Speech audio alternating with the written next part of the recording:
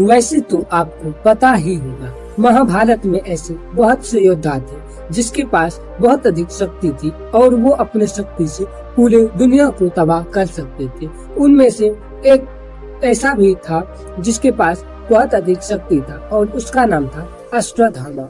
चलिए आज उसके बारे में बात करते हैं। अश्वत्थामा भगवान शंकर का दिया हुआ एक वरदान है। उसके पिताजी का नाम गुरु द्रोण था। गुरु द्रोण एक बहुत अच्छे गुरु जी थे जो कि उसके साथ सभी युवराज सब पढ़ने के लिए जाते थे, जिनमें से एक युवराज अर्जुन भी था। वो द्रोणाचार्य ने अर्जुन को बहुत अधिक मानते थे और उसे ही प्रथम शिष्य बनाकर रखते थे।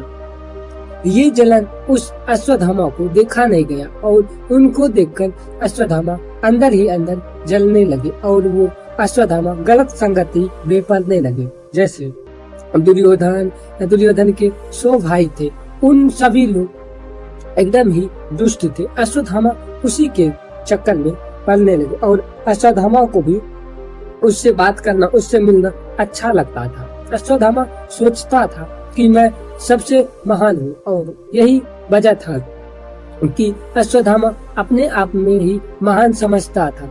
अश्वत्थामा ऐसे ही वजह से अश्वत्थामा का शिक्षा पूरा नहीं हो सका और उसका शिक्षा अधूरा ही रह गया। जब अश्वत्थामा को राज्य मिला तब अश्वत्थामा ने बहुत अधिक वर्ष तक राज्य किया। उसके बाद महाभारत के समय में अश्वत्थामा युद्ध किए और उसी के वजह से युद्ध में कुछ बहुत बदलाव आई। अश्वत्थामा के वजह से उसके पिताजी गुरु द्रोण अश्वत्थामा की वजह से अपनी मृत्यु के हुआ। अगर अश्वत्थामा नहीं रहता तो गुरु द्रोण का मृत्यु होना असंभव नहीं था। तब आगे चलने के बाद जब दुर्योधन जमीन पर पड़े हुए थे तब अश्वत्थामा उसके पास आया और उससे बात किया, कहा कि आज मैं प्रण लेता हूँ, पांडु को आज खत्म कर दूँ। और ये कहकर अश्वत्थामा पांडु के रात को शिविर में जाते हैं और सभी का गर्दन काट के वापस आ जाते हैं। आज जब ये दुर्योधन देखता है कि उनमें से किसी का सर पांडु का नहीं है, तब उसे कहते हैं कि मूर्ख तुम ये क्या किया, इसमें से कोई पांडु नहीं है, इनमें तो सब पांडु के पुत्र हैं। तब ये देखकर अश्वत्थामा चकरा गए। सुबह होते ही जब पांडु ने अश्वत्थामा को ढूंढने के लिए निकला तब अश्वत्थामा भागते हुए एक ऋषि के आश्रम में जाके पहुँचे। जब वो अश्वत्थामा भागते हुए ऋषि के आश्रम पहुँचे तब वहाँ पर सभी पांडु आए और साथ में श्री कृष्ण भगवान भी आए। तब वो अश्वत्थामा ने उसी समय युद्ध करना शुरू किया, लेकिन उसी युद्ध में अश्वत्थामा ने ब्रह्मास्त्र का प्रयोग किया, जो कि अश्वत्थामा को ब्रह्मास्त्र चलाना तो आता था लेकिन उसे वापस लेना नहीं आता था, जिसके वजह से अश्वत्थामा ने बहुत बड़ा गलती कर लिया। गलती यह था कि अर्जुन के पुत्र अभिमन्यु के पुत्र जो कि कोख में पड़ रहा था, उसके उधर ब्रह्मास्त्र को घुमा दिया और उधर ही घूमते ही उस पुत्र का मृत्यु हो गया, जो कि बाद में श्री कृष्ण भगवान ने उसे सही किया और उसका जन्म होने दिया। लेकिन इसके वजह से उसे बहुत बड़ा खतरा मोल लिया।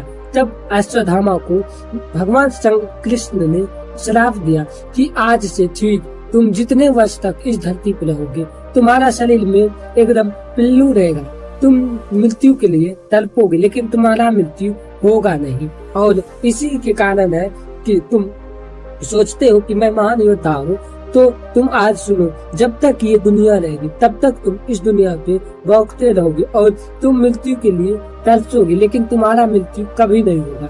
तब ये कहकर श्री कृष्ण उसे छोड़ देते हैं और तब कहते हैं कि मैं आऊंगा कलयुग में कल की अवतार लेकर, तब मैं तुम्हारा निर्णय करूंगा। और ये सुनकर अश्वत्थामा अपने ही अंदर से लज्जित हो गए और अश्वत्थामा वहाँ से चल दिए। लेकिन कहा जाता है कि अभी भी अश्वत्थामा बहुत से लोगों को दिखे हैं और ये इतिहास में पुराना नहीं, कभी कभी तो अश्वत्थामा दिखते हैं, लेकिन जब पता चलता है कि ये शायद अश्वत्थामा ही है तो वो लुप्त हो जाते हैं। अभी के न्यूज में कुछ सालों पहले ही ये न्यूज आई थी, शायद 2011 में, अश्वत्थामा जो कि अभी भी धरती पे ही भटक रहे हैं।